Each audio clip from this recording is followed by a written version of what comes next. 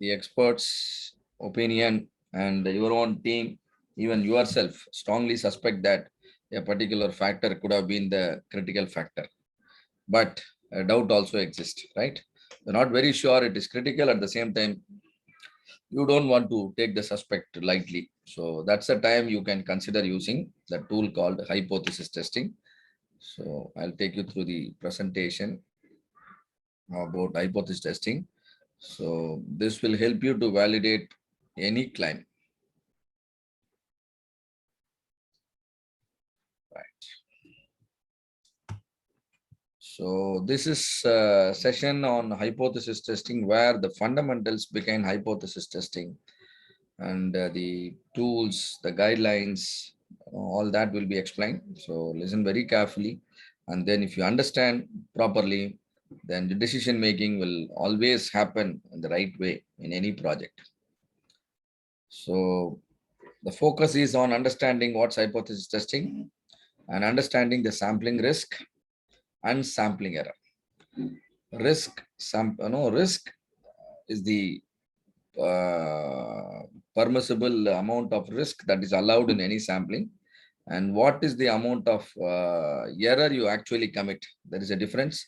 So we are going to understand that the error what we actually commit, one of the error what we actually commit while sampling is called type 1 error, and that type 1 error we are measuring in terms of the p-value, right? So what is type 1 error, type 2 error, null hypothesis, alternate hypothesis, the alpha means level of significance, which is otherwise known as type 1 error, and p-value, and how to select a particular hypothesis testing. And this is what we are going to understand here, right?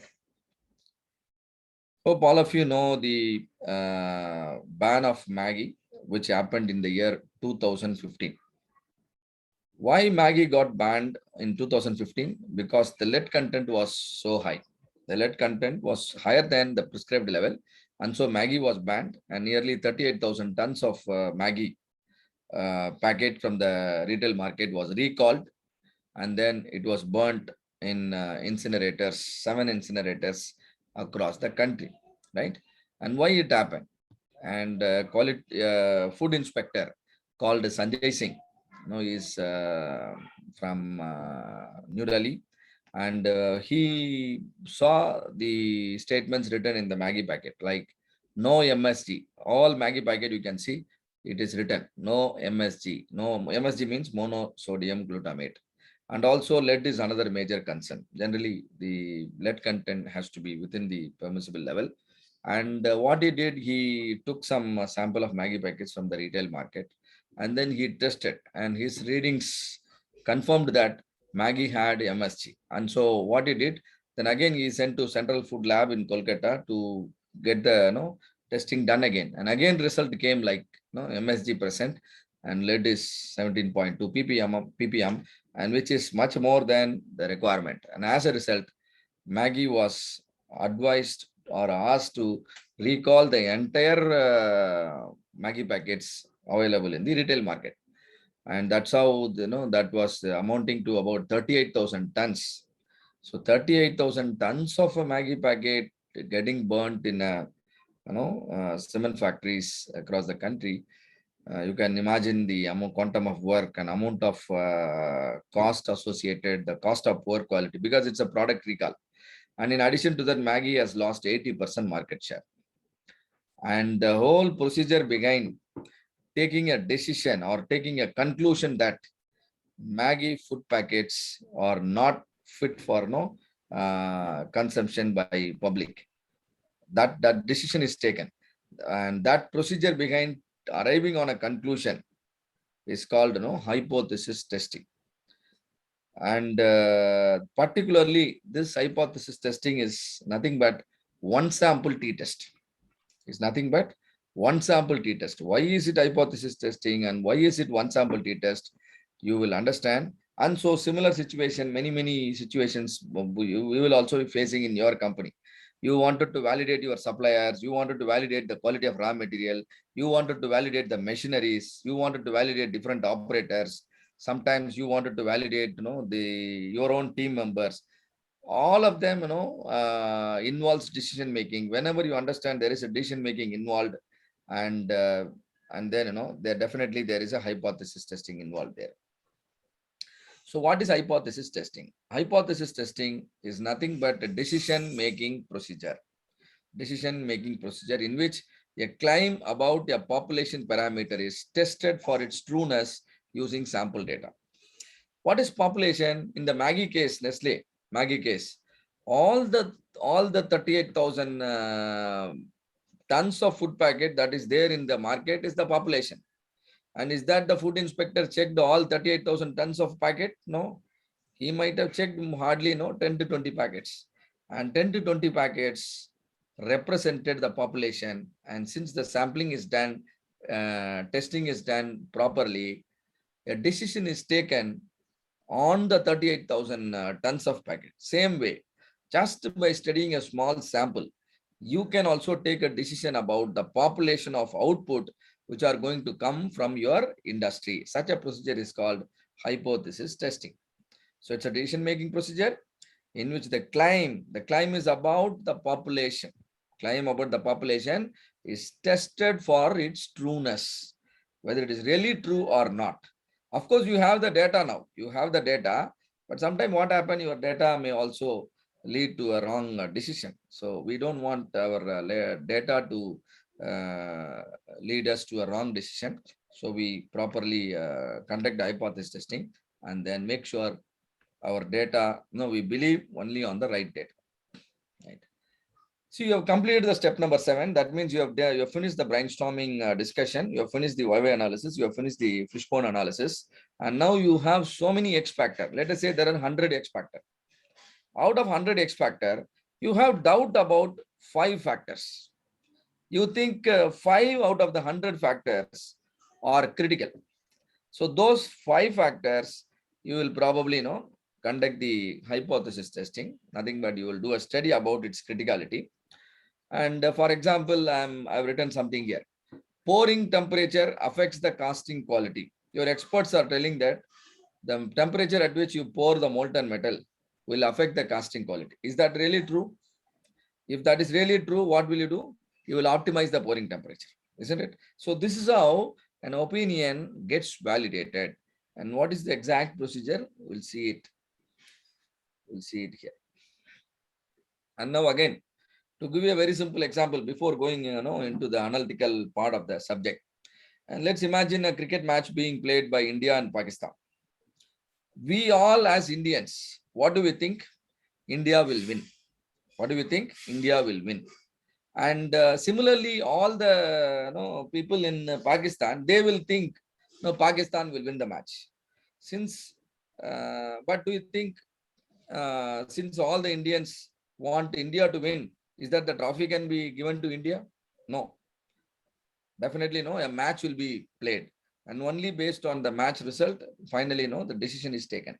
So that means all the Indians claim is India will win. We are going to consider that as alternate hypothesis. Alternate hypothesis is a statement which a statement which we will validate using the data.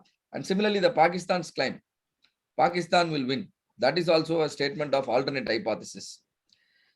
But there is another board called ICC, right? The ICC, what ICC believes? ICC believes both teams are equally strong. And do you see an equality symbol here? The moment you understand an equality symbol coming here, that statement is null hypothesis. When I say India will win, I think India is better. That means India is greater than and Pakistan. Similarly, the Pakistani fans will think Pakistan will win. According to them, Pakistan is greater than, Pakistan's performance is better than Indian's performance. And greater than and less than are inequality symbol. However, the ICC claim is both are equally strong. So whenever you can see an equality symbol, please note such statements are called null hypothesis. Right. And now considering the history of the games played between India and Pakistan. 100 games are played. India has won 60 and Pakistan has won 40. And now as a layman, when I ask you which team has got more chance, India has got more chance. Why? Because India has won 60% of the matches in the past. However, Pakistan has won only 40% of the matches. So as generally, as a layman, we think, India's chance of winning the match is higher and Pakistan chance of winning the match is lower compared to the India. But according to hypothesis testing, we should always start with the equality. That is, probability of India winning the tournament is equal to probability of Pakistan winning the tournament. Whose claim it is? ICC's claim. Isn't it? ICC says that both the teams have equal chance, and that is why they conduct the matches over a week or 10 days, and then and then the trophy is decided. So this is called null hypothesis. And null is nothing but everyone believes it, and hence no data required. No data required. Generally, in all decision making procedure, generally everybody will have certain opinion, and what everybody believes without a data, is actually called null. Now see here, ICC says both team can win, and now it's a statement that requires that doesn't require any evidence, that doesn't require any data. But if ICC says no, India is the winner, so I wanted to give the trophy to India, then everybody will expect some evidence. How can you say India is better than Pakistan? So play a match, isn't it? So alternate is the statement which researcher believes, or the project team member believes, or the project leader believes, or the analyzing team believes, but it requires an evidence using data, right? So this is a little introduction about what is null hypothesis and what is alternate hypothesis. So null hypothesis is nothing but the initial claim specified using common knowledge. It is a statement of innocence. It is a statement of no change, and mathematically statement of no difference. Statement of no difference means equal to. It is to be assumed if you cannot prove otherwise. Whereas alternate hypothesis, you may believe to be true, right? And this is this is a statement that will be valid if null hypothesis becomes invalid. This alternate hypothesis is a statement that becomes valid if null hypothesis is invalid or rejected. And this alternate hypothesis is referred as research hypothesis. And generally, it is null hypothesis denoted by the symbol H0, and alternate hypothesis denoted by the symbol H1 or HA. And now, a cooking oil company says that